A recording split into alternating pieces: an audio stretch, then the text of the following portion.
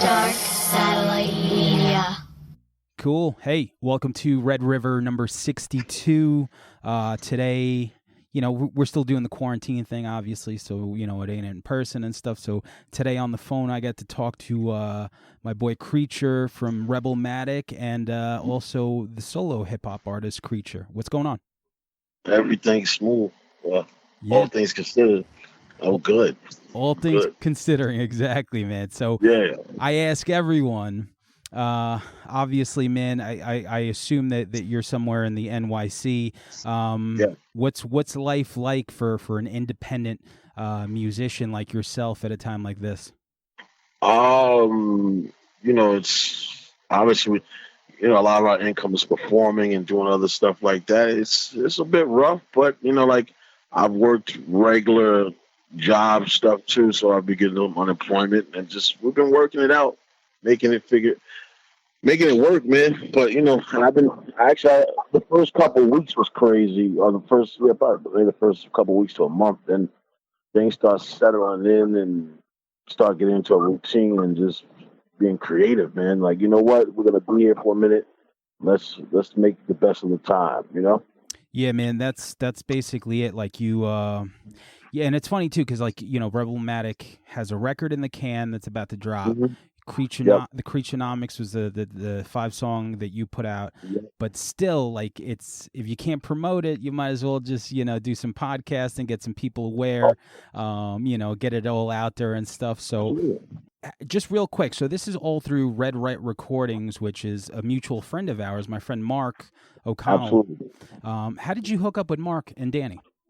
I met Mark at a Jizza show, it was a Vans show in Queens, and this kid introduced me to him and Dan, and it was just like, oh, yo, this is Mark from Taking Back Sunday. I'm like, oh, cool, nice to meet you, man. I heard of your band, but it's first time meeting Dan. Nice to meet you. And he's like, and the kid was like, yo, this is Creature, man. He has a sick band, Rebelmatic, and he does this and he does. I was like, oh, yeah. Yo, you're in a band? I'm like, yeah. Well, I'm like, yeah, I rhyme, but I'm in a band, too. I'm in a band. He's like, oh, yeah. I was playing some music. You want to hear some? And then I said, you know what? Let me just show you a video of us playing live on the Chris Gittard show. Yeah, and, that was a good one. Yes, thank you. So that I figured, hearing music, the songs, you can hear it, but actually getting a visual and seeing us perform the songs, you can kind of be like, oh, okay, I get it more. And we just kind of cultivate the relationship. And then he was like, yo, would you be down for me to produce your album? I got some ideas. I've been listening to you guys' stuff. And we were like, hell yeah, let's do it.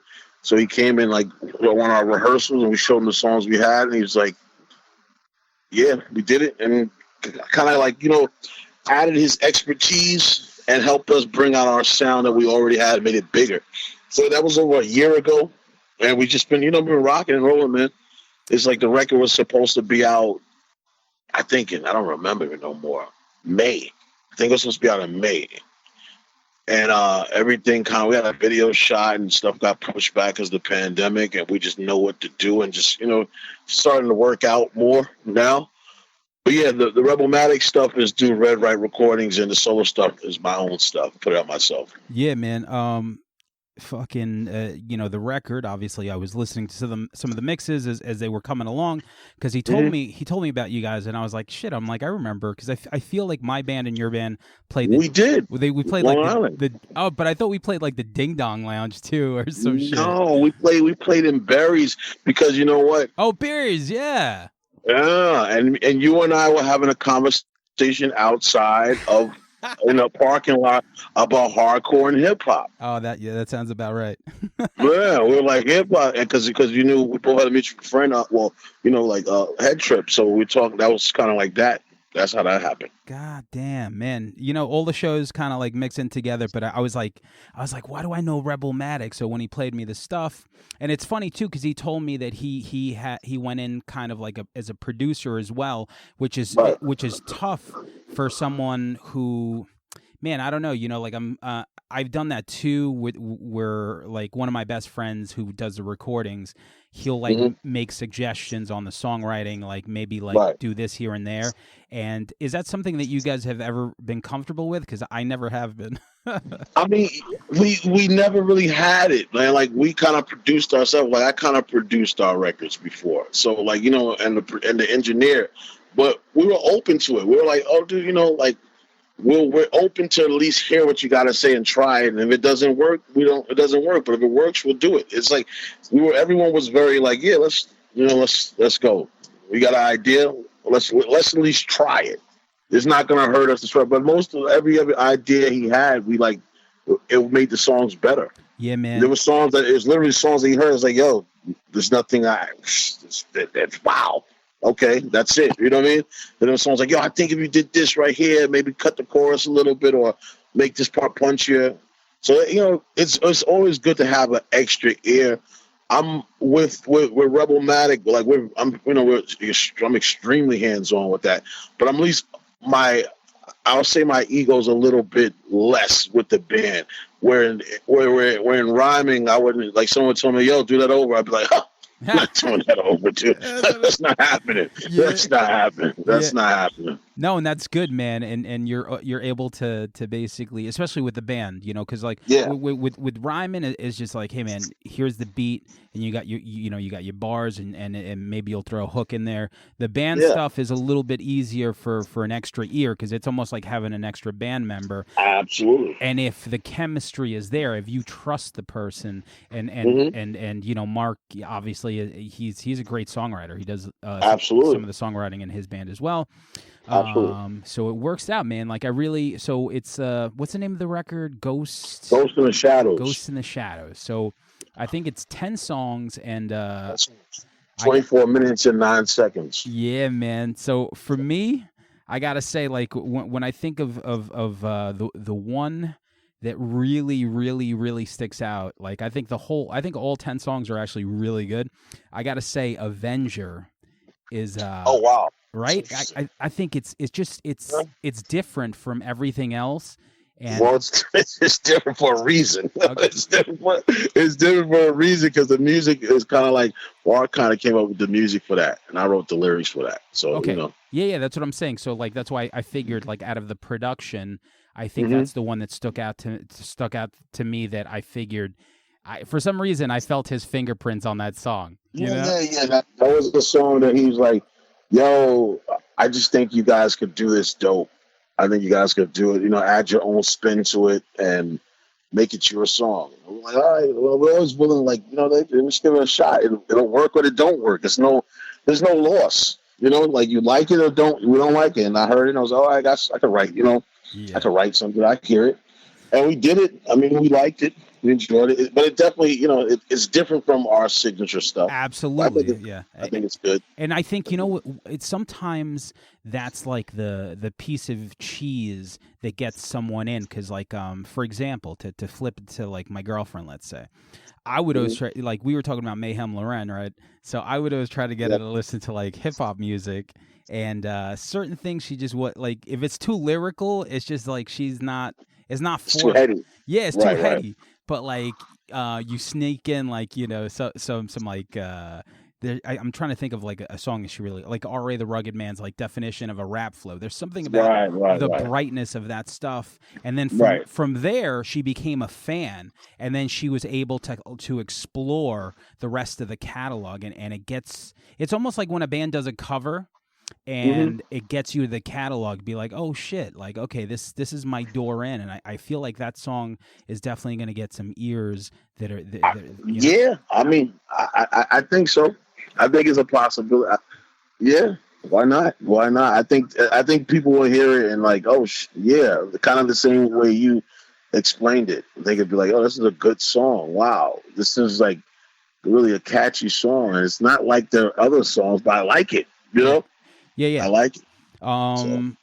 Fire This Time, another banger. Yeah. Born to Win, man. What a chorus, man. It's such a thank you. It's such a like what I like about progressions like that it's like when it's the same, but it opens up during the chorus, right? So Yeah. you there's something in that songwriting that I don't know. It's almost like you just latch onto it more. So when the chorus hits, it's the same chords, but man, you're just like ready for it. And Right. that's a banger right there. You know what else too? Which I thought was interesting. Pinky Promise, which was, but you know what? It's so relatable. Like I love it. That's my song. That's my daughter's song. That's what I'm saying. It's like so relatable. Like you hear it and it's like so catchy. Yeah. Yeah. It's like na na na na na. Yeah, man. And yeah, just going down the list. And another one that stuck out to me was Pony, which was yeah. I gotta tell you, it's like early Suicidal meets like Motorhead, man. Like on that one. Oh wow. Sure, you know? That's It's I mean, interesting enough, I grew up listening to both. Yeah. No, yeah. I believe me, we both did. So I grew up listening to both. I love heavy, like seriously. I love seriously with the rest of Rebelmatic, like the rest of the catalog, I definitely do feel like that early suicidal tendencies. Like it's got like that energy to it, and yeah, little. I mean, it's interesting because I'm probably the only one who's a suicidal head. Like I'm just the only one. I don't think it's a band. As a band, they're not an influence. As an individual, I'm, you know what I mean? Like, I'm a fan, especially the earlier stuff. The earlier stuff, yeah. Yeah, definitely like first album, Join the Army, How Would I Laugh, all that stuff, bro. So I like that a lot. Yeah. And actually, interesting enough, I guess we can get it to now. Yeah, Mike Muir gave me confidence as a vocalist because I was like, he can do it. I can do this shit. Like, I can do it. At 16, I was like, he can do it. I can do it. I liked what he was talking about, but I'm just saying, I just felt like if he can, like Anthony Kiedis and him, I was just kind of like, yeah, I like what they're saying, but like they're not singers. You know what I mean? I just felt like I could, at 16, I felt like I could do that. It was more like what I'm saying. And obviously, I feel like I developed more a lot, of course, obviously, but I just felt they gave me the confidence to do it. And it's just a matter of like influence, for sure. And like to me, like growing up, I would hear like super young, I would hear Kirk Hammett from Metallica on guitar, right. And I'm like listening to Injustice for All, thinking like, okay, I can't, like it just didn't seem like I could do it. And then later on, because I was 13 when like Nirvana came out, and I'm like, oh shit, I'm like, I could play Lithium, and I could do this, and I could do that. And from there, it just opened everything up, and then from there, you get better. You start playing more, and you do your thing more. But it's just like, man, those gateway influences that just feel the possibilities. It's just like it's very. But it's interesting enough though. Mike Muir, Anthony Kiedis showed me, but then like seeing HR when I was like at 16 live was like, that's where I want to be. You know what I mean? That was like visually seeing it. And then obviously what he does is incredible. But that was like some of the early influences. Once again, man, it's one of those bands that I didn't see like at that point. But everyone that has, you know the deal, man. Everyone's just like, everyone left that room's like, I got to start a band right now. I mean, dude, it's like I was listening to hardcore maybe like a half a year before the first time I saw them, and it was just like, and I was listening to all the New York hardcore stuff, I listened to DC stuff, and then I heard Bad Brains. I was like, oh my god! And my boy told me about them. Then I saw them the same year. It was the Quickness tour, and it was like, oh. And it's funny because I talked to cats older than me. They're like, oh yeah, they were like already. You got to catch them in '82. I was like, yeah, '82. I was like not that old, dude. I was gonna catch them in '82. Relax, you know what I mean? Like, relax. Like, I caught him when I caught him when I was a teenager. Still, it's okay. Yeah, it's okay though, for sure. Especially 16, man. That's where it all starts to come together. So, like, listen, you're someone who's like me. We both like everything. Where do you think that came from? Because you're talking about so many different types of music on top of the fact of being an MC. Yeah, I mean, New York City, being exposed to a lot. I mean, I remember like listening to like it's this show like Hot Track. So you listen to hip hop, and then you listen to like early. I remember listening to from like Twisted Sister to Quiet Riot to like Motley Crue, and then just like hearing it, but not let's say buying it. Just like, oh, I like this song, and then of course listen to Run DMC and all this stuff. But then going to high school, like I got really into metal. I was listening to his stuff before, but I like delved. Like I stopped listening to hip hop for a second and just got really into metal. And from everything, from Metallica to Megadeth to Overkill to Slayer to Testament to Creator to all that thrash, a lot of Bay Area thrash stuff. And getting into hardcore brought me back into hip hop. I started listening to hardcore. I started getting back into hip hop and like Public Enemy and NWA and Ice-T and stuff like that. Then it brought me, then delving back, and then it's kind of like Tribe Called Quest and Big Daddy Kane. Then it's like, then it's everybody. Then it's just like everything. Then, from hip hop, delve into more into funk, more into jazz, because I'm listening to the stuff that they're sampling. So now I'm becoming a fan of the people that the samplers. So then I'm just, this is a country song he sampled. Oh, I like this song. So that hip hop for me was like a gateway to a lot of different music. And I tell everyone the same thing, because a pet peeve of mine is when someone's like, I don't listen to rap. I'm like, but hip hop has every bit of music. Like, yeah, how do you not, like, you're an idiot. Like, you're right. Well, that's, that's a bias. That's like, oh, they're just talking. Everyone, it's all misogynist. And I'm like, yeah. But you don't listen. You don't obviously listen to enough to even say that. Yeah, because Rat and Quiet Riot weren't misogynist either. Oh yeah, exactly. Exactly. And Poison was preaching the best, socially conscious lyrics. Yeah, I got you. Yeah, Unskinny Bop, definitely. It's definitely exactly. Like gasoline. You're gonna pump me. Exactly. Were you like me, man? I would spend like 4 hours at like Kim's Video, just like going through like the record section. You know what I'm saying? Oh, well, yeah. For me, I'm from Corona, Queens, so like it was this thing, Numbers Records in Jackson Heights and in Corona. But that, and then I used to cut out of high school, go to Bleecker Bob's. Yeah, man. Then I used to go to Slip Disc. Yeah. We used to go to Slip Disc because I went to high school in like Fresh Meadows. Okay. Which is Queens, but like kind of closer to like Long Island. So we used to, every Breakdown, Slip Disc, Bleecker Bob's, Numbers. You know what I mean? That's where I used to buy like records and tapes. I bought people's demos. You know what I mean? Like I was buying down, like I had Biohazard's demo. You know what I mean? Like stuff like that. Like just on my head. I see something, if it was in a realm of what I liked, and someone be there that you knew, they're like, oh, what's new that I got this new blah blah blah. You're like, okay, I got this much money. I'm getting this. Can I get that with this? And like I gotta get 2 slices of pizza and a soda. So like, dude, like I need to get 2 vinyls and like a cassette or something. I got $50, so and I want to have some money to come back with. So what can I get with this? Yeah, we would do the same thing, like on the flip, like because we were Long Island kids, and we would go out to like St. Mark's, and then from there we were like, like we would like double fist culture, and then go back to Long Island and be like, okay, we got like this shit. Right. But man, back then, I think we caught the best of both worlds, because we have so much at our fingertips now with the digital era. But back then, if you bought 2 albums, you're gonna listen to it till you're convinced that.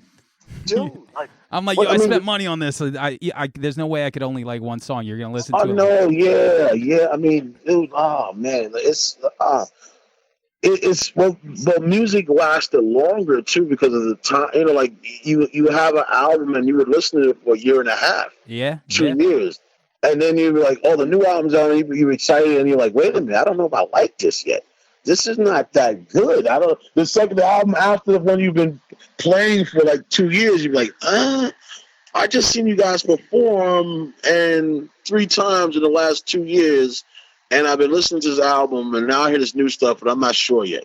But you still bought it, just because you were a supporter of the music. Oh, yeah. You're a supporter of the music, the label, like the people, the associated acts. Going back to Public Enemy and NWA, it's funny. It's funny that you mentioned those two, because they're like, when you hear songs like Fight the Power or like Straight Outta Compton, like Yep. man, Or Fuck the Police. Fuck the Police, like those songs back then, I think they crossed over because they were more like They had a punkish vibe. Yeah. It's like a rock vibe. But I mean, like I don't know if you know, like Chuck D, he was saying they came on the first album, Yo Bone Rush the Show came out, and they were on tour, and they felt like it was dated. So they went back. They wanted to make an album that was faster. They wanted to basically become like the hip hop version of the Clash. Yeah. So it was made like a rock album. If you listen to the tempos, it changed. That album changed hip hop so much because the tempos were a lot faster after that. It was a lot more chaotic in the production style too. The chaos, man. Fucking the Shockley Brothers, the Bomb Squad. Like Absolutely. Those guys were fucking geniuses. I mean, who could say that they took Channel, like Slayer's fucking Angel of Death and flipped it? You know what I'm saying? Like it's just no one was thinking like that in '88. And I actually met Hank Shockley years later, and man, I probably he was a friend of a mutual friend, and like I just wanted to like kind of like I didn't want to punish him, and but I'm like, God damn, I'm like I gotta ask him all these Bomb Squad questions, and to his credit, all he wanted to do was talk about Queens of the Stone Age and Radiohead. Funny enough. Interesting. The funny thing about the Slayer thing, they were signing Def Jam at that time, so it's not that the correlation was that far. Oh yeah, you're right. Yeah, for sure. Yeah, Rain and Blood. People don't know Rain and Blood came out on Def Jam. Yep. Rick Rubin. Yep. So, but yeah, man, makes sense. That's so great. I think for people like us, we hit play, and we're like, I like this, or I don't like this. Exactly. Yeah. To me, dude, it's like I had an interview with someone, and we're talking about the band and the genre, and I'm like, yeah, I get it. It's like it's punk is hardcore, whatever. But the reason why we sound how we sound is because we don't just listen to that. Yeah, like we don't just listen to we're not like I don't wake up and listen to like hardcore punk 24 hours a day. I'm listening to everything from merengue to country to Afrobeat to underground hip hop to everything in between. And just like if it's good, it's good. If it resonates towards me, it resonates towards me. So like with the band, we never have this ceiling over our head to feel like we have to make this ultimate punk hardcore record. We're like, we make what we like. We make what we like. That's it. We make what we like. And we understand. I understand that it's in the realm of, it's shorter songs, so it's kind of punky, it's hardcore. But it's like, I mean, not too many hardcore bands have like funk, the funk and stuff we have in our stuff and the breaks. So I don't know, whatever. No, for sure. And what came first though, like the emceeing or the band? I was in a band first. I was in a band in high school. So I was in a band from like 15 to 16, and then I started rhyming at 16. So like I was in a band for like a year, and then I started rhyming. But then I was in a band for a long time, and then I got back in. I started Rebelmatic, but I was in a band for like years. But I always still listened to like hardcore and metal and all the other stuff. But I was just like, I got a point in hip hop that I felt like I came back from tour, I came back with all this stuff, and I was just like, I don't know, I feel like my energy's somewhere else, man. I feel like hip hop, I got a ceiling. I feel like I need to play in a band again. And that was just and I ran to a kid that was like, yo, I've been wanting to play with you since high school, blah, blah, blah, blah. And then, just the formation of Rebelmatic. That's how that kind of happened. Yeah. So when I watch certain shows, like there is something about like, when you're playing to like bigger crowds, like once you get bigger and it's fun. Like you see Rakim, and Rakim is Rakim, right? But his cadence is what it is, right. But then you see something like a stadium band, like a Rage Against the Machine, right. And you get to like really just, I don't know, I guess you get to like feel that a little bit more. It's just different, obviously, but like I guess that's why the band, because to me, like when I was younger, I'm like, I'm either gonna fucking do the turntables because I just loved DJing.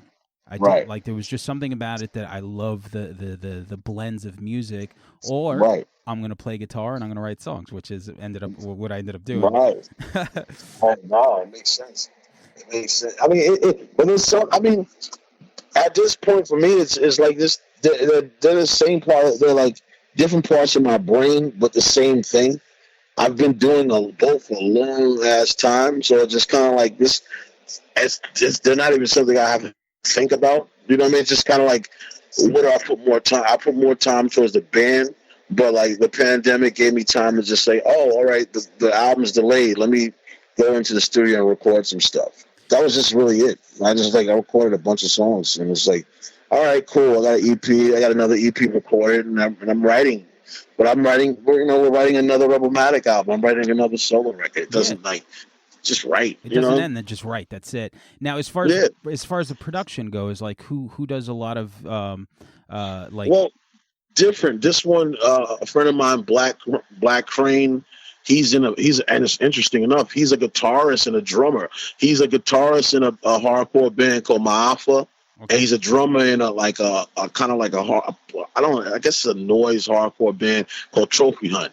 So he's a musician as well, and he plays in it's a very interesting thing. It's like we're like moonlighting. It's like he plays in a band, and we're gonna go do this, but we're hip hop heads too. So let's go do this hip hop project quick. So that was that one. Then I got another one with a friend of mine from the Netherlands called El Prez that I did like 6 songs with. I think I'm gonna do a couple more for that.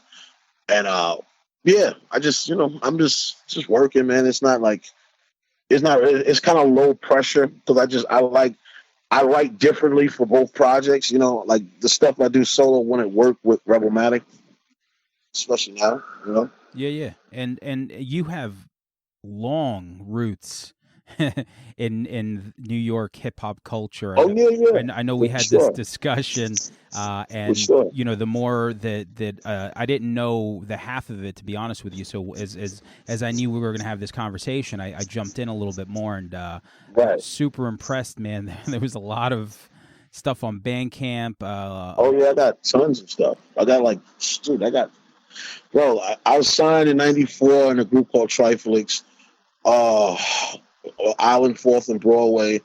We had a single deal with Option for album. Then we did it, but didn't come out. Then in '96 we came out with a single on this independent label called Hydra Records. It was produced by the Beatnuts. Okay. And the song was called Genuine and Don't Make Me Try. We weren't stretching by Beto, all that stuff back then. We broke up. '97 I was on the Executioners album, first album, because they weren't from the neighborhood, a couple of guys.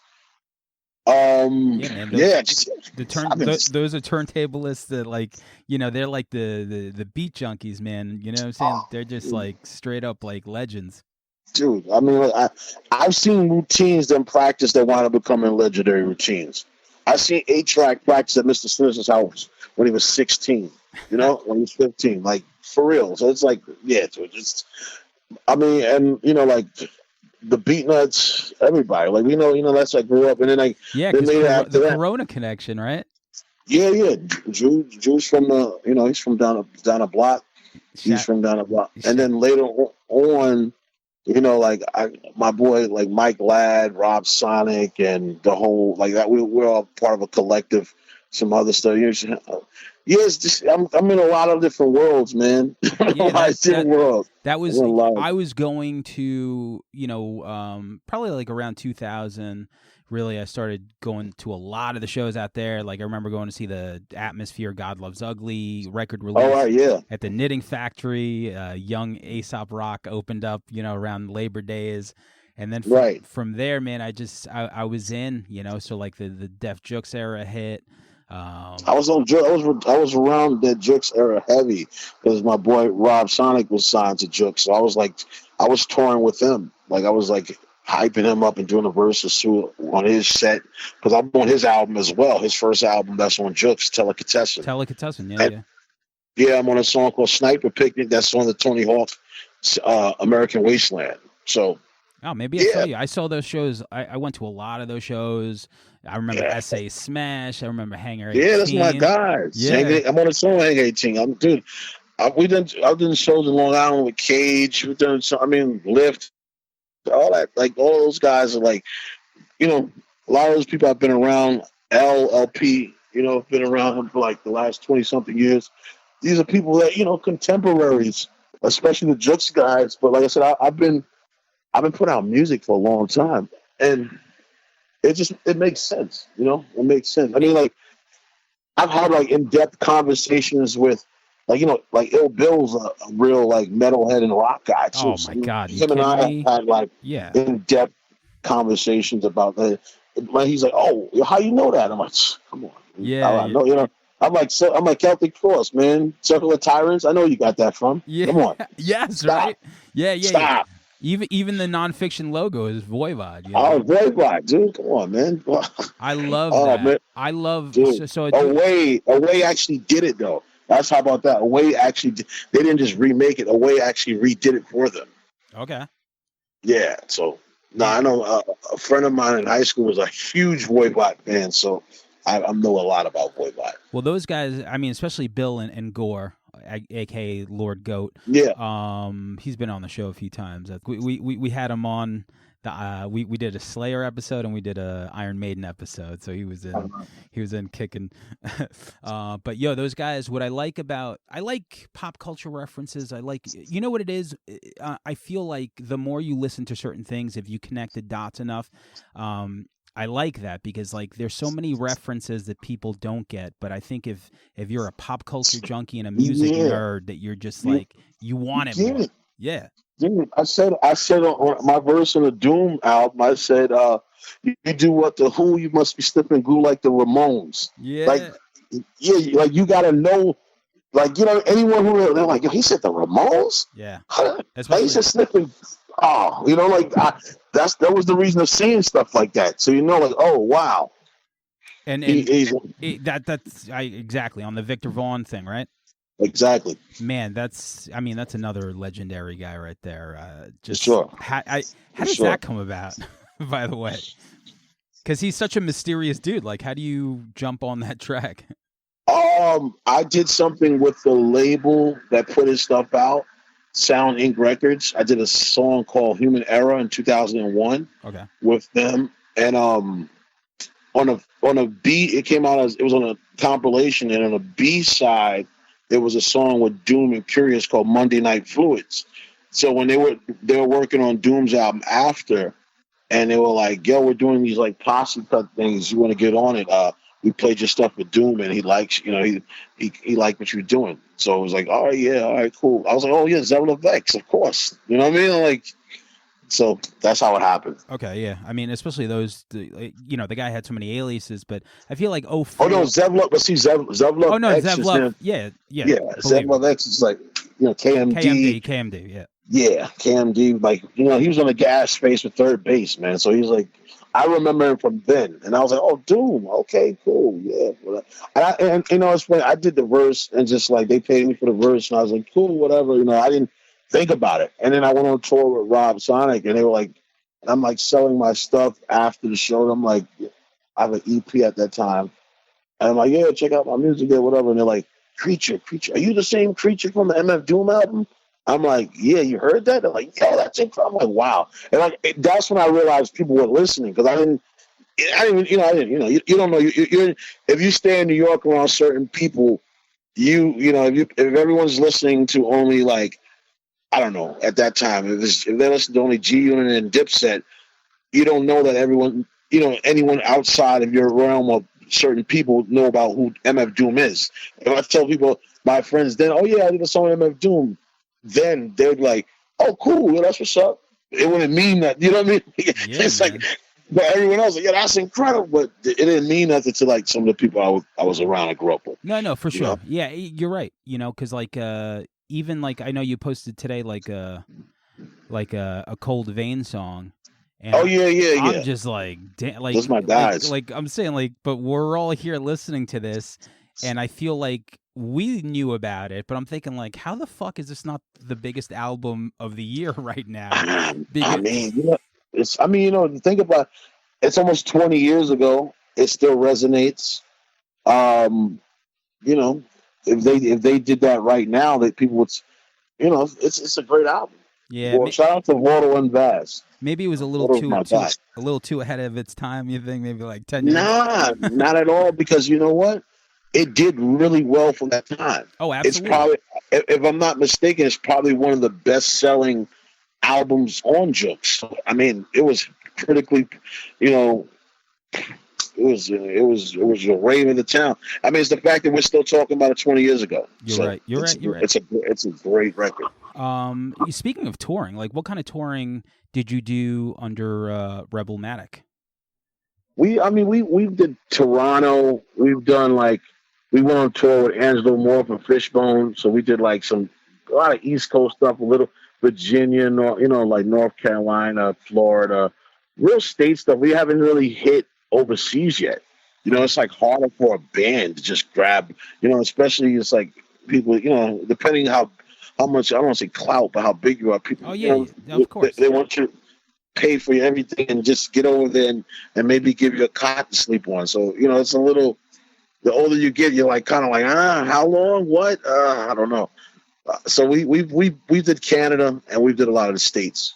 But I think with this album and when things open up at some point in 2021, I think we'll definitely be on the road. You know what I mean? I think we'll be on the road a lot. Yeah. Depending on, I think the record's going to do well. So I think we're going to, it's very pertinent to the times. Yeah, for sure. And the new video you guys shot with Anthony Natoli and James, we got a James. Yeah, it's a really insult to injury. We got another one that's already shot. When is this coming out? Oh, the podcast? Yeah, this one. I'm just going to. Okay, I guess I can mention it though. Yeah, I guess. Well, yeah. Blood and Gold was going to be our next single. Okay. And it's going to be out July 8th, and the video is shot by Steve Padella on Thursday. Oh, okay. So yeah, awesome. That's gonna be really cool. And it's a split. It's like Blood and Gold with Fire This Time. So it's cool. Oh, so it's a combo. It's a single, but it's like the video's a split because split. So it's gonna be cool. Yeah, man. Steve does good work, man. So I'm glad Mark probably picked that one up. Yeah, for sure. He made it happen, and we recorded it in Max Fish, prior to the pandemic, and it's very it captures what we do very well. I think I saw some of it. So. Yeah. But tell me about Max Fish, because I know you also mentioned it on Creaturenomics. And, the Max Fish and Grits. Well, so Max Fish is obviously a legendary bar downtown Lower East Side that's been around since '89. I think I started going probably in the '90s, late '90s, maybe definitely early 2000s. But as far as us doing shows there, I started doing shows there a couple years ago. And I just started doing a residency there, last year or so. Every month, I was doing shows with basically black punk bands, and we're just celebrating it because a lot of people don't see black bands playing punk and playing hardcore and being comfortable being black. You know what I mean? Not just being we're black, we're playing good music. So that's. And Max Fish was the home base for it. It's a legendary bar, and we turned it into, when it's our time, we turn it into a little clubhouse for our show. I love that. So, I love that, especially, same thing for me. My family is from Corona as well, the Dominican side. My dad's Colombian. Oh, that's still. I'm from Northern, but I hung out on the Dominican Colombian side. 37th Ave. That's all my people's on 37th Ave, cool. 34th Ave. But I lived on the Spaghetti Park side too. I lived on more tents. Yeah. That's my grandmother was over there, and so same thing for me. I'm a huge. I grew up punk, indie rock fan, hip hop fan. Right. But that's my ethnicity is that it's Colombian and Dominican, and right. Sometimes people do just think that it's it's weird that you're into this. It's no, I'm into it. I don't, it's just such a strange thing. So the fact that you get to do a residency at a place like that and showcase. You said, black and hardcore punk bands. Man, that's fucking great. It's important. I mean, we were doing it way before this. What happened, what's going on now. We're just doing it because, you bands you you enjoy playing with, and bands are on similar ilks, but not necessarily the same type of bands. Yep. And just kind of creating a space where people feel comfortable. Like, you know, a lot of times black punk kids, hardcore kids are the only kids there, one of like very few. So to go where you see like, well, there's 150 people there, maybe 100 black kids there, and you know, black kids meaning adults, but you know, I'm just saying, Sure, yeah. like, you know what I mean? And just, you know, all types, you know, PO Black, POC, LGBTQ, you know, everyone, and everyone just coming and enjoying themselves. It's wonderful, man, and that's why I wanted to commemorate it on, you know, the Creaturenomics joint. That's why Max Fishing Grits. I felt that. I felt that. Yeah. I felt that because I was like listening to it, and I'm like, I think I get what he's saying. I just didn't. Yeah. Know, I didn't know the history behind it, and I love that. Yeah. You know, Yeah, like you I said, mentioned the bands that played. Well, you know, Rebelmatic, Mop, 1865. And like, you know, our thing is called Tribe. It's like, you know, 1865. Isn't that Sasha Jenkins? Nigga. Yeah. Sasha's the homie. God Sasha. damn, yo, his Woo documentary. Oh yeah, incredible. I mean, well, you know, look, we're connected to Woo in a lot of ways because you know our drummer Ramsey Jones is ODB's brother. Oh shit, I didn't know that. Yeah. Wow. He's ODB's brother. And you know, Sasha did the documentary. So yeah, we're and I mean, Woo's a huge influence on myself and the whole band. You know, our whole band. So yeah, so like we do a lot of shows with 1865. We do a lot of shows with Mafa as well. We're like we're the three bands. It's basically we have it that we're the three bands that play, and every month we would bring like a new band, another band. It's like us three playing, and it's like, all right, we're gonna bring this band or whoever, you know. Damn, yeah, that's great, man. I have a lot of respect for Sasha, just you know, with everything that he's done, Mass Appeal, Absolutely. and you know, Absolutely. God, that 4-part Showtime thing, man, is like someone, I you know, for someone who was at Woo the beginning, you know, like buying the fucking Protect Your Neck single to now, man. I think Mathematics did a really great job on the last record. Yeah, I mean, listen. I mean, Woo is arguably they're definitely one of the greatest groups ever. That's not, I was going to say arguably the greatest, but I want to say definitely one of the greatest groups ever. But it's arguably the greatest hip-hop group ever. You know what I mean? So arguably, but like Gangstar and Eric B. and Rakim. Like not for me. Yeah? Not for me. Who's got the best discography? I'm just going to say, I'm just going to say for my own personal impact, like, for me, it's either Woo or Public Enemy. But discography, Eric B. and Rakim's 4 albums together are great. You can't. EPMD's first 4 are pretty great too.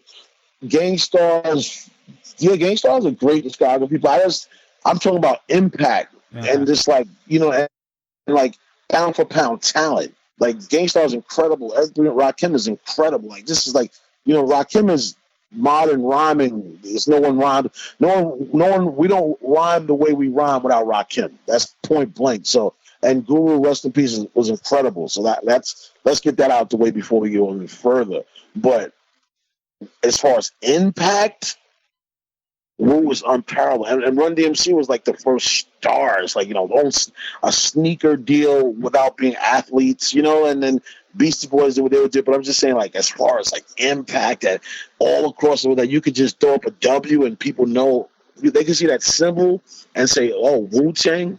It's nothing like Wu-Tang. I mean, it is. That's the most. It is amazing, especially now. Like now with the Hulu series and that documentary, I feel like the resurgence. I feel like. I mean, they never win. I mean, yeah, it just brought the light back on them. But you got to think, it's almost 30 years since the first album came out. It's 27 years ago. And when I wear my Wu-Tang shirt or any one that I have, I swear to God, out of any shirt that I've ever owned, people like they want to just talk to you, like they're like, oh shit, Wu-Tang. Like I'm talking about just like from like the oldest geek to like the youngest. You know what I'm saying? Like they're all like, because it's Wu. Wu is something special. It's something. It's culturally impactful. It's amazing. Can I ask you an important question then? Yeah. Okay, Iron Man or only built for Cuban links? Cuban links. Yeah, me too. Okay. I mean, you would have said Supreme Clientele, that'd have been harder, but Cuban links. Okay, cool. Yeah, Cuban that's. I mean, That's Cuban Links a game changer. Iron Man is incredible. It's incredible, but like Cuban Links is like, come on. Cuban Links, you had like Ghostface like just going off, like just Ghostface really coming in, and Raekwon being on his shit. I mean, come on, that's a game the changer. production, like Ice Water, Spot Rushers, Glaciers of Ice, yeah, Glaciers, yeah, Terminology. I mean, yeah, Guillotine. I mean, come on, dude, Yeah. this is ridiculous. yeah, for It's sure. ridiculous. All right, cool, man. Fucking. Oh, you know what I wanted to bring up? Yeah. So I was flipping through the Bandcamp stuff, and Yep. you know, I listened to what Bizarre Love Song is that? Oh, Bizarre Love. Yeah. Can you just like get into that? Because like I know the sample, so I think it's very funny. I don't know if you know the sample, but I just when I heard it, I didn't know the sample. The kid that did that was like, that was a song I did a long time ago, and I was like, oh shit, I never released this. Let me put this out there. I didn't even, you know what I mean? Who did the cover? Like a friend of mine. Just like he just put it together, but I just like the concept was just how people have a funny way of showing love. You know what I mean? And I think I was just talking about a lot of things being like a black indie artist. You know, like how you get viewed a certain way for things. You know, like okay, and I talk about Patti Smith, who I don't think is talented, but that's a whole other thing. But, I don't know. Yeah, I love that, and I'll tell you later on what the sample is because I think it's fucking brilliant. Right. And then the other thing that I was flipping through was the Profuse 73, man. How did yeah, Chester Himes. I mean, me and Profuse met through my boy Beans from Antipop Consortium. Oh shit, yeah. Yeah, like it's a long time ago, like at least 15 years ago, and we were hanging at Max Fish, and we met, kicked it, wound up having a crazy night. I'll tell you off the air, but just a crazy night. And then it was just like, yo, what's Scott? Let me get some beats. Yeah, Creature. All right, cool. And then we hung out. I think I went to his release party. He handed me a beat CD, and I was like, all right, y'all can use this, right? Yeah, and that's just kind of happened. Yeah, that's great. I love the opening track because when I was younger, we would listen to the Mobb Deep Infamous record. And I always thought like that like interlude that they put in, like you figure I'm like 14, 15 listening, and I'm like, holy shit, I'm like, Mobb Deep sounds like the angriest people. Like I never want to run into them because I felt like Prodigy was like yelling at me through the speaker. I love P. P's one of my favorites, man. Prodigy is one of my favorite MCs, and definitely in my top 3 from Queens. Oh yeah. MCs for me personally, he's in my top 5. I love Prodigy. And just that record is timeless. Like Hell on Earth and that, but there's something about the Infamous. Like when I hear like Eye for an Eye, like I'm say Infamous as an album is like incredible, like timeless, damn near perfect. Love it. Yeah, there's like one Prodigy. One or two, like, but it's a classic. It's a masterpiece. Hell on Earth is a great album. Infamous is better, but Prodigy's lyricism on Hell on Earth, he stepped it up even more on Hell on Earth than Infamous. He went crazy on Hell on Earth lyrically. Like, listen to Apostle's Warning, listen to like Nighttime Vultures. Listen to Still Shining. He went off. Still Shining for sure. Oh, and definitely one of the best like undercover. I don't know if it's undercover diss track, but like no one really drop a gem on him. Drop a gem, and that ain't no undercover. This a straight up diss. But I'm saying like a lot of people. I don't know. They didn't. People are crazy. You gotta be kidding me, man. That's crazy. I mean, maybe because I rhyme and my mind knows. Like, come on. I know when people sending subliminals at each other. That's like, come on. I was like clearly dissing Pac, but I loved it, and I love Pac too. But Mobb. I'm from Queens, man. I love Mobb Deep. Mobb Deep is a huge influence on me personally. Musically. It's funny. Their influence on me musically, and I don't like. If you listen to my music, I don't sound nothing like them. That's what's interesting. Oh yeah, for sure. But I mean, influences are like that, you know. Like, I've had this conversation, like where my band, like if I give you the bands that influenced me, and then you listen to my band, you're like, I don't even understand how that's possible. Dude, listen. That's the story of my life. Yeah. That is the story of my life. That is like, yo, you remind me of this and this, and I'm like, okay, cool. Yo, you listen to that, right? I'm like, I don't even listen to that. I've never listened. You know, I know what it is, but I never listened to it. So it's like, it's an interesting, and some, you know, I don't try to be offensive or offended. I'm not offended by it, but I'm just kind of like a perfect example of like the Chester Himes record, right? Okay. With Pray Fuse. People were like, I got compared to that record, to like Doom and Killer Priest, right? They were like, yo, it kind of reminds me of Doom and Killer Priest. I was like, oh, okay, cool. You know, I like, you know, I didn't, like, me personally, like, I love Doom, but I never, like, Doom is not an influence on me. I've been rhyming how I've been rhyming, you know, whatever. He's not an influence on me. And Priest, I think Priest is dope, but I don't really listen to Priest like that. And I was like, that's interesting, because what I was listening to when I was writing it, like, MCs was like AZ and Big L, but you don't hear that. No, exactly, because to me it's all inspiration. It's Yeah. like when the filter comes through you, I'm supposed to still hear you.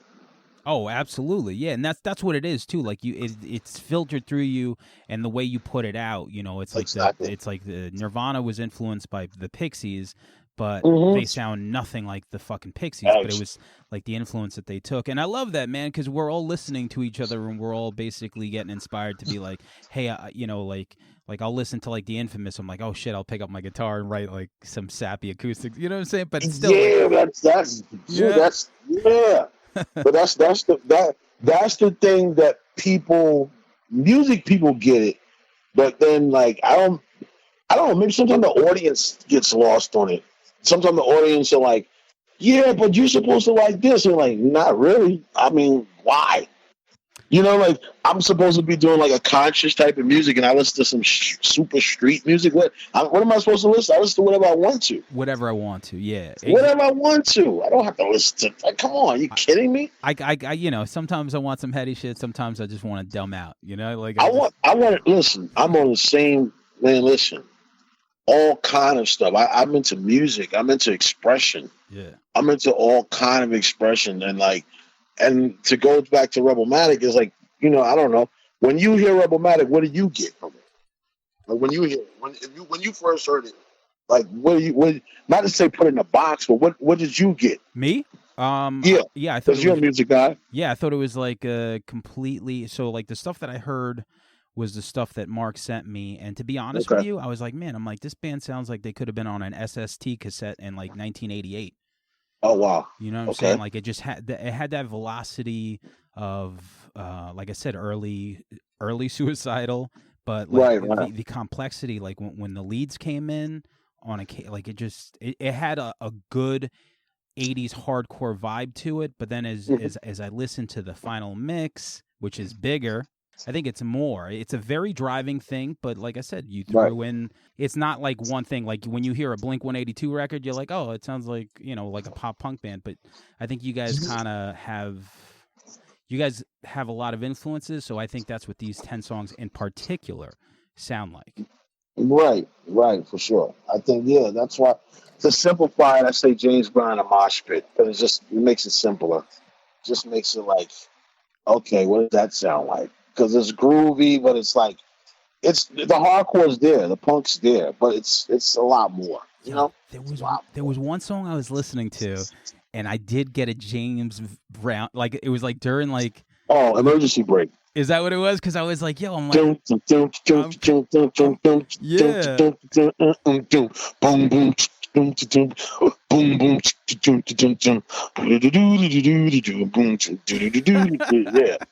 Dun, dun, dun, boom, boom. Yeah, it had to be Emergency Break. Yeah. Have you ever heard, you know what's a really good band that reminds me of like an indie rock James Brown, off topic here, is a band called The Heavy? Yeah, dude. They played Apple Punk. Yo, The Heavy is so good. The last record, Sons. I mean, they had How You Like Me Now, right? Oh That's yeah, his yeah, name? that band, yeah. But I mean, Yeah. the last record is just fucking Mm, one of the best records of last year, and they just have nice. this fucking just super smart. But yeah, they do have that James Brown Yeah, vibe as well. he's a great singer and performer too. I remember seeing him in Afrofunk. I think the Um, same year we played too. so just to finish it up here, just out Yeah, of curiosity, like, what are the Rebelmatic influences? You know, we have your hip hop influences. What do you think, right. as a collective, what do you think your influences are? I mean, collectively, would probably definitely Bad Brains is in it. You know, uh, that's like collectively probably 3/4 of us listen to that. Uh, Only like two of us are real like hardcore kids. Everyone else is like rock. We're all rock kids. Like we're all like, you know what I mean? I think we're like all like Sabbath. Yeah, of course. You know what I mean? But it's so varied, man. But we all like funk. Okay. We all like hip hop. Like, you know, we all like Carnage, our bass player, he raps too. The Alcatraz he produces hip hop. Our bass player, you know, Carnage, he DJs too. You know what I mean? Ramsey DJs, and Ramsey's, like I say, he's ODB's brother. So our stuff, we're all like, Yeah, like yeah. we could literally get on stage and transform into a hip hop funk band if we wanted to. Straight up, like we can straight up just rap. I can just rap, and we just rap over like funk breaks all day. Soulmatic. Yes, don't give nobody ideas, man. Yeah. Somebody be on the jack move quick. Yeah, but it's so I don't. It's hard to say collectively because we all listen. You know, we all listen to like a lot of music, a lot. Like, but I would say bands that we definitely like. Most of us are Bad Brains, Sabbath. We didn't listen to any specific bands while recording this record. It wasn't like, let's get inspired by this. It was kind of like, I got this idea. You know, like I like Suicidal. I think maybe one of the other guys might like Suicidal, but like it's not Suicidal's not influenced like Yeah, that. for sure. But so I'm actually gonna do last question here. I wanted to bring up Creaturenomics. Yeah. Man, 5 songs and they're fucking all, like I'm not gonna lie. Sometimes you hit play and I'm like, I don't know what because I thought the Rebelmatic shit was so good, and I really didn't know the hip hop stuff as well, and it kind of blew me away. I was just like, yeah, Thank you. this is fucking really good. And then I went down the rabbit hole. The Johnny Cash song is probably my favorite song on the record. Is just that fucking hook is just ridiculous. Black Johnny Cash at your funeral. Yeah, but I really wanted to just kind of get a little bit more of Father, Son, Holy Ghost, because it seems a little extra personal. I don't know if you wanted to just touch on that for me. We can go into it. I don't remember what I said on that because I wrote it not that long ago. Honestly, I was just thinking about, you know, going through like certain things and like people like, seeing a black face or this thing, or me being one of the only black faces in certain environments, and it's kind of like, you're like this. People like white people in this weird, your hair. Let me touch your hair. How's it grow like that? And just, you know what I mean, like. Creature, your name's Creature. Your mother named you Creature. So I kind of like actually I remember conversations. I remember scenarios, and I just kind of wrote it as in a conversation. You know, it's very conversational. Absolutely. It's very melancholy, different problem. And it's just kind of like it's kind of stream of consciousness, but it's very conversational. But I was when I was writing it, I wasn't like actually sitting down thinking. It was just kind of like it's flowing. But I started realizing like, this is kind of like things that I remember going through, and like being in parties, and you know, someone's awkwardly having a comment. I'm like, hey, what's up? And they're like, yeah, who invited? You know, just weird, just microaggressions and just weird stuff that, you know, like. And it's like, you're a Creature, you know, the Creature. And I'm like, Jim, you're in Jim? And it's like, well, yeah. Your mother named you that? And so I feel like it's very real. I mean, it's very real. I think that's what it was for me. Like, it just, that song hit me lyrically because Right. I felt it, you know, like I felt it, and I was just like, man, I'm like, it just seemed like a little, like everything you do is pretty personal and very, Right. you know, you observe a lot, and you're really articulate when it comes to. I see that. You're very articulate. No, I say that in the rhyme. I said, you do say that. You do say that in the song, but I'm saying you articulate your observations absolutely. very well on Creaturenomics as well as the Rebelmatic stuff. You know, like where you you feel, sorry. Yeah, but no, I get the flip side of that when people are like, you know, it's like when No. I don't mean to cut you off of what you were saying, because you're saying I articulate my observations. Absolutely, I agree. It's a situation where I'm just kind of like, there's so much, you know, I've been through so many different experiences in life. With the Creaturenomics stuff, I like words. I like painting pictures. Rebelmatic, I like painting pictures too, but they're different pictures. It's a different soundscape. With Creaturenomics, I just could, you know, I could rhyme up 48 bars straight if I want to. I can make a hook. I can make a no hook. I can do whatever I want. Rebelmatic, not to say it's formulated, but I'm like, I'm not going to use a certain word because I don't want to, like, I got to get the point across the way I need to get across Rebelmatic. You know what I mean? Yep. And if I was rhyming with Rebelmatic, it would get drowned out. Or you have to mute the music so I can rhyme how I rhyme. You know what I mean?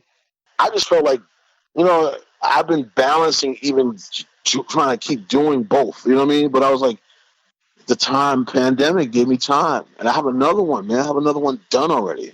That's great. It's similar but different. You know, it's done. I won't reveal the title yet, but it's done. I might add another song. Let me ask you this before we go, because I know you're a music guy. I like asking these questions. Yes, I'm a music guy. Tell me. So you like, you write too, like you're a lyricist and you write and you're a musician. So when you said before, when you heard the Creaturenomics, you're like, oh wow, I didn't know what to expect. But once you heard it, you liked it and enjoyed it. Yeah. Where did, like, when, just how I heard, like when I said the Rebelmatic, because I always like to see how people hear it. You know what I mean? Like, if you put it somewhere, like, where do you put it? Like, like, not saying it has to be in a category, but like, what does it remind you of? The Creaturenomics, 100%. Like a definitely Doom because of the production. Right. A lot of, you know, like anti-pop, like that world, basically. Right. Yeah. I get it. And also, like you said, Sonic Sum, like a lot of that stuff too. Like it very, very much of that world. But that's like my bread and butter. You know, like I heard it and I automatically, I don't know. It made sense to you. Yeah, you know, like I'm like, oh, this is talking my language. And right. I knew when I saw Vinny Carrero post it, who's the bass player. I know you met him. Like he posted it, and I was like, oh shit. So Vinny Carrero he's in a No Days, Radio Days, right? Yes, yeah. Yes. So he also, you know, on occasion he raps. I don't know if he raps anymore, but he's really super talented guy, and he posted it. So when he posted it, I was like, all right, I got to listen to it for sure faster, because I think we might have had a conversation about doing the show, and maybe he posted it a day later. And I know if he gave the cosign, I'm like, I got to get on it right away because he knows his shit, and me and him are on the same page. And when I put it on, it's just, I don't know, like the production, it hit me, and I'm like, oh, I automatically liked it, and then you hear it. And sometimes, like I said, if I just put two and two together, I just didn't know the catalog in the hip hop the hip hop side was that deep. So when I listened to it, I was like, and then we had that conversation on like the people you came up with and the shit that you were on. I'm like, yeah, because I'm like, oh, you did a song with Kool-A.D., you know, from Das the Racist, and I'm like, oh, okay, cool. And then from there, I just kept going. I was like, oh, Vorgil. I got a song with Slug. I got a song with Doom. I got Slug. That's right. I got a song with Slug. What's Better Man? Okay. It's called Better Man. So my album Never Say Die. I got a song with Slug on it. I got a song with Bebop Sonic and Bus Driver, produced by Mike Ladd. Yes. I got Jin, the formerly of Rough Riders, the Asian kid. Oh yeah. Yeah, I got a song with him. And you were doing something with Homeboy Sandman. Yeah, Homeboy Sam was on my album that came out 2000, Torn Together. That's the same album that has Kool-Aid D on it, Vortal on it. Okay. And it has production by Preservation, who works with like Ka, and who was formerly in Sonic Sun. Oh man, crazy. Yeah, we bring it back. Yeah, it's I just love that all you guys still work together. You guys still put out stuff. And man, even like Death Race is so random. I remember they were putting out these songs, and people kind of like wrote them off as like a joke because of the videos that it was. But I'm like, when I listened to it, I was like, yo, I'm like, go listen to Rooftops and fucking.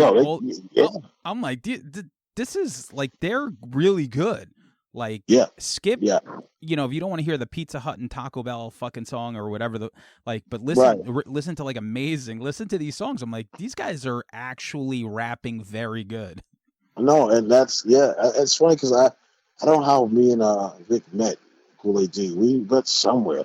I think we met. Actually, you know what? He came to a show I was doing and bought my book, and then we met before that. And he was like, "Oh, Creature," and we talking, and then I think I don't remember how it happened though. I think I got him into a show I was doing with Cannibal Ox reunion show. Okay. I was playing a Cannibal Ox. I put the show together too. Cannibal Ox reunion show 2011. He was like, "Yo, brother." I said, "Yeah, dude, I put you on my list." And he came, and then we just chopped it up more. And we wound up doing this song. And I was just kind of like, "Yeah, I got this song I think you'll fit on." And it's called Warhol's Wig. I remember when Cannibal, because they my friend booked them out in his place out here when they were doing the reunion. Oh, what's it called? What's the spot? The Velvet Lounge. I play the Velvet's Lounge too. Ah, okay, cool. I played the Velvet. I played Rebelmatic. Played the Velvet Lounge. I was supposed to play with Cool Keith at the Velvet's Lounge. Yes. I drove him home that day. Yeah, I played the Velvet. We played the Velvet Lounge with Angelo from Fishbone. Okay.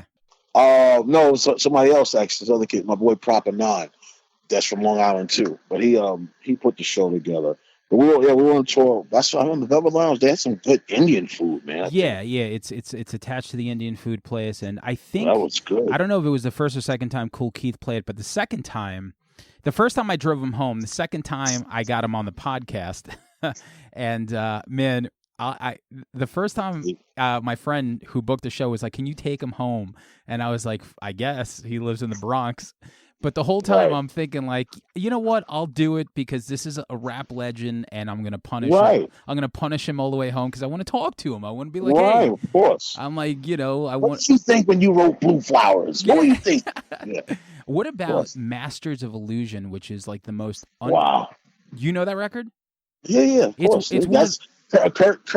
Is it Cutmaster Kurt? Yeah, Cutmaster Kurt and somebody else. Right? Who else is with that? Who else is on that? Cutmaster Kurt and I don't remember right now. Yeah, but I see the cover. It's a drawing on the cover. I know what you're talking about. Yeah, they do a lot of the animation stuff, but like, man, that by far is a sleeper album that he put out. It's so goddamn good. Keith is Keith. I got a song. I'm on a song with Keith. I don't know what's coming out. I'm on a song with Keith. It's me, Keith, Kool-Aid D, and my boy Jamel Rockwell. It's his album. I don't know when it's coming out. We did it a minute ago, but I don't know. But yeah, it's me, Keith, and them two. He still has it, man. He goes in, man. Like he still puts out a lot of songs too. A lot of that feature record he put out had. Yeah, that was good. I like that. I like that one. Right?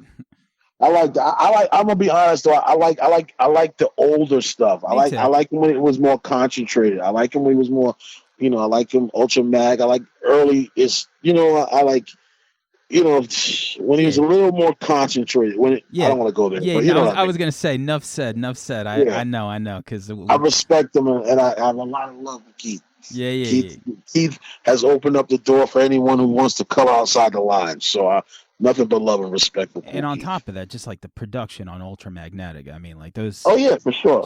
When you hear that, that's like it's like when you crack open a can and you're like, that smells like hip hop, like completely. You're like, this is like the essence of it. No, yeah, Keith is is incredible. So I want to leave. Oh, go ahead. Oh no, I was just gonna say, I was going to end off the podcast with I'm gonna throw in a Creaturenomics song, Yeah. and then I'm also gonna do the first single. Insult to, Yeah. insult to injury. Yep, Yeah. yep. I'm gonna do those 2 in a row. Okay. And man, anything else you want to add? Thank you, Sam, for appreciate even having me on the podcast. Thank you. Please, everyone that listens, check out our album Ghost in the Shadows, coming out August 28th on Red Right Recordings. It's put a lot of time and heart into it. I think you'll appreciate it if you like heavy music. Check out my solo stuff, Creaturenomics. It's called The Day Night Stood Still. I got a bunch of catalogs under Creature too. It's all on Bandcamp, Creaturenomics, NYC, Bandcamp.com. Yeah, support us. We appreciate you, and hopefully when this opens up, we'll be on the stage doing what we do. Absolutely. Very soon. Thank you for doing it. I'm not joking because I wouldn't say anything, but like, you are so fucking talented. Just the fact that like, someone who could do the hip hop as well as you do, and then fucking still like be in a band and do as well as you do. It's not easy to do. I can't do that. I can't play thrash even though I listen to it. I can't rap. Right. Even, you know what I'm saying? Like I'm in my lane. That's it. No, I appreciate. I mean, these are 2 things that I'm good at. A couple of things, but these are 2 I'm really good at. Yeah. I put a lot of time into them, and I enjoy them, man. Like, like these are things that I would do if I don't make another quarter off of it. You know what I mean? Yeah, I'll just do it because I love it. Like I love rhyming. I love doing the band shit. I love it. Like, I need to do it. It's cathartic for me. Cathartic. The last record we put out is called Catharsis. Catharsism of choice. I don't know. Yeah, Catharsis. Of choice, because Right. there was nothing better than when I got the right chord structure to a chorus, or I got the right melody, and I'm like, holy shit! I'm like, this is the song. This is it right there. And it's when it comes to songwriting, there's nothing better. No, dude, it's creating it. It's a high, and then it's like, whoa, can I perform this in front of people? Then for me, it's like, oh yeah, let's record it. Okay, but like, recording for me is like, I do it because I'm good at it. I could do it. I record like I'm recording forever, but it's not like I want to perform. Like, I like performing. That's my thing. I'm really into the performance part of it. The writing part I love because that's like the process. The recording part is good because you have to have it, and I dig it a lot. But like, what I love is to get on stage and really do that thing. Me too. Me too. Me, like, recording is my least favorite. Playing shows is my favorite. Yes, and I like recording. It's not even I don't hate it. I'm just gonna. But I'll leave you with this. Al Bell, one of the presidents of Stax Records. You familiar with Stax Records? I am not. Okay, Isaac Hayes, all that stuff. Stax. So I had a conversation with him on the phone, I don't know, 10 years ago. And we were just talking about music. He was saying that the reason why people even started making records initially were to kind of capture the moment. Because prior to, there was no industry. You had to go to a show to see people. But then they realized that there are people outside of that area listening to the music, and it would be smart to get a recording of it to sell. I was like, whoa, and logically, even if that's not the actual, I'm going to take his word for it, but even if that's not, it's logically makes a lot of sense. Like, everyone's not going to, like, you make a recording, it can go from New York to anywhere. But if people had to come to a show, unless you go on the road, they can't necessarily hear that. Yeah. Unless you record it. So I don't know. It was kind of like pointless me saying that, but it was the build on the add on to the point of record. Nothing is pointless, man. That was great. Thank you. Absolutely. Thank you, Sam. I appreciate you, man, and look forward to hearing it, and maybe doing shows together and stuff, and I got more music coming. Absolutely. Too broke to eat steak, how you the cash cow? He's vegan, you a joke, you can laugh loud. Traits of poppies passed down, probably ask how. Properties of the past wearing a smash crown. Glass crown, sporting a cap gown. You rapping around where the passion is found. Without blasting a pound, I'm backing them down. From the action to sound, you actually astound. No acting on the mound, assassin with nouns. Your boy lives life, you practicing the frown. Keep it accurate now, get smacked in the mouth. Been gone for a while, you back on the couch. Dressed in all black, Johnny Cash at your funeral. Spaz, you need to fall back, so beautiful. Wild dreads, camo shorts, purple socks. Animal sports, style spread to Merc cops. All black, Johnny Cash at your funeral. All black, Johnny Cash at your funeral.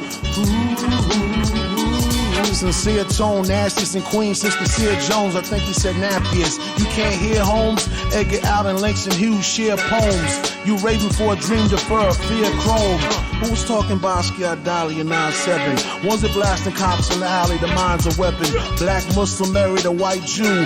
Kept halal and kosher, had babies too. Grew on Public Enemy and Bad Brains. Youth are getting restless, fighting the power man.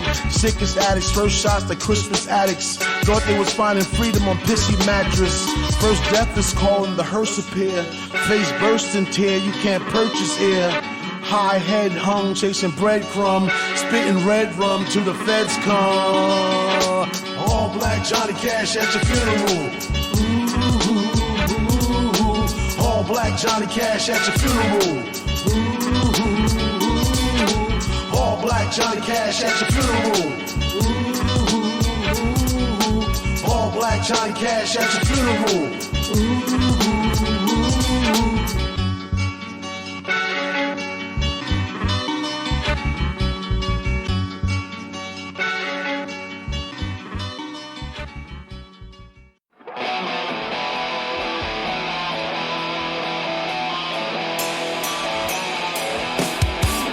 I was chased by ghosts in the fucking night. The spirit said, boy, you better stand and fight. Mama, they wanna put me up on a shirt. Papa, they crucified on my blood and squirts. Papa, they crucified on my blood and squirts. Say it's missing in your brain, you call it rape. Waiting for the resurrection, it never came. God, what have they done to your earth? Sister, they sacrifice the body, blood, and squirts. Sister, they sacrifice the body, blood, and squirts.